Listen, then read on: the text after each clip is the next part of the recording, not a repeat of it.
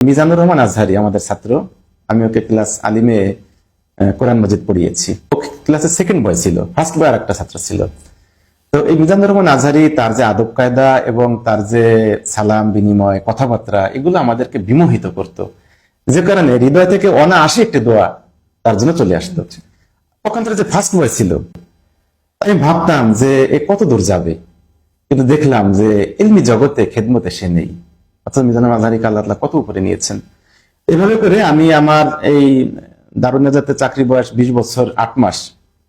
তো এই বয়সে যত ছাত্র দেখেছি, এর মধ্যে দেখেছি যে যারা মেধার দিক দিয়ে কম কিন্তু আদব ছিল, উস্তাদের প্রতি কি আদব, ওই পানি ঢালা, ওই খেদমত, একটু চা এনে দেওয়া, কোন একটা কাজে বললে সেটা দৌড়িয়ে গিয়ে এনে দেওয়া, রাস্তায় যখন দেখা হয় সালাম দেওয়া, মুসাফা করা, কদমবুচি করা, এগুলো আমাদেরকে আকৃষ্ট করতো। এইরূপ যখন আকৃষ্ট করতো তখন ওর জন্য হৃদয় থেকে একটা দোয়া চলে আসতো। আমি প্রায় বলি যে আমি রাস্তা দিয়ে যাচ্ছি, একটা ছাত্র আমাকে দেখে রাস্তার পাশে নেমে গেছে, কিন্তু আমার হাতে একটা খাতার বান্ডিল, ওটা নিয়ে দিলে বেশি উপকার হতো, কিন্তু এটা না করে ওইটা করছে। দোয়াটা কিভাবে পাবে? আর একজন ছাত্র দেখার সাথে সাথে দৌড়ে এসে আমার খাতাটা ধরছে, বাসা পর্যন্ত পৌঁছে দিয়েছে।